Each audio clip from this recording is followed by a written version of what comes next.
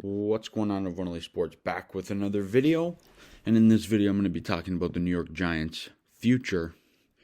And it's a very bright future that the New York Giants do have. They have a lot going for them right now. And what a season it was. What a season it was to be a fan. Lots to be proud of. Of course, we didn't want it to end the way that it did. But at the end of the day, if you're being real with yourself, you didn't expect this coming in. You didn't expect the Giants to even make the playoffs, let alone win a playoff game. So, and obviously raw emotion, it sucks. But, looking at the bigger picture, and the season as a whole, what a great season it was. Lots to be proud of. It was a success. And, although it ended the way that we didn't want it to, it was a good season. And it was one to be happy about. But the Giants' future is so bright. I mean, it starts up top, right, with the GM and the assistant GM and the front office that they've put together.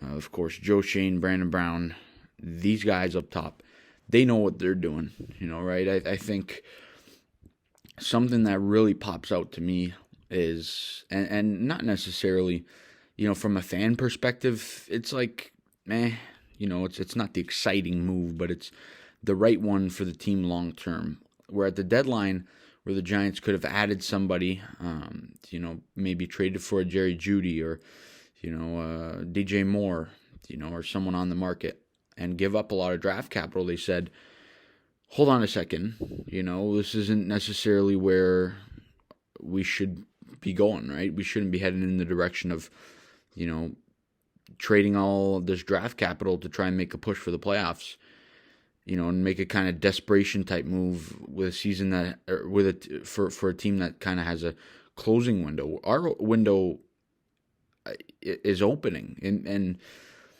it wasn't even supposed to be open this season. So, the patient approach that these guys took was very smart. I think, and of course, like I said, it's obviously not the one that the fans want. Because, they want to see the big name wide receiver come here, that blockbuster trade, but that deal would include a lot of draft capital, and, something that I don't think this team's ready for now. In the offseason, a trade like that could make a lot of sense, maybe bringing in a guy like DJ Moore or Jerry Jeudy or Deontay Johnson or Chris Godwin, it could be a possibility. I think without a doubt that's a possibility, but their patience is key, and our GM Joe Schoen and assistant GM Brandon Brown understand that, and that's a very good thing. The next thing is our head coach. I truly believe we have a top 3 head coach in the NFL right now, let alone what he could be in the future. I think when you look at all the NFL head coaches, and who's the best among the best, maybe Brian Daboll's not top 3, but he's certainly top 5. You take a look at all the coaches around the league. Andy Reid goes ahead of him. There's no question about that.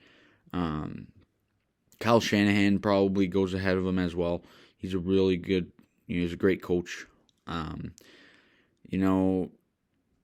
Sirianni, I guess. I think they're neck and neck. I mean, if you have that roster, you better be putting up the numbers that the Eagles are putting up. So, but in terms of who's done the most with what they have, it's Brian Daboll. I just think, you look at all the powerhouses in the league like Buffalo and Doug McDermott over there. He's got a great team. Philly's got a great team. So it's expected. That's expected of them. And the fact that the Giants were able to go 9-7-1 with what they had, knowing that they were supposed to do absolutely nothing, goes to show you how good of a job Brian Daboll's done. And in my opinion, he should win Coach of the Year, but I'll have a whole nother video just for Brian Daboll. But, I think we have a top 3 head coach in the league. If he's not already top 3, he will be next season. We have a top 3 running back in the league in Saquon Barkley. We have a top 3 left tackle in the league in Andrew Thomas. You could argue we have the best defensive lineman in the league in Dexter Lawrence. He's definitely going to get paid. If not like it, he'll get paid close to it. we have a top 5 defensive line in general, arguably, in the whole NFL. Not a lot of teams can match up, with our front four like that. I think, a team like Philadelphia, a team like San Francisco, they have good pass rush like we do in terms of the D-line as a whole. After that, looking across the list, maybe Pittsburgh, but they have a whole ton of injuries. Our pass rush is a very good one. It's held every play. That's something you don't see. Maybe even Dallas, but I think we have a top 5 or 6 defensive line in the league with Azeez when he's healthy. Just taking our defensive line was really good, and we weren't even healthy. I think we played 5% of the season snaps with Dexter Lawrence, Leonard Williams, Kayvon Thibodeau, and Azeez Ojulari all on the field together. So that goes to show you not only coaching, but how much talent and how good that D-line really is. So getting them on the field together next year will be scary. That defensive line, not only is it really good, but it's so young. Kayvon is a rookie.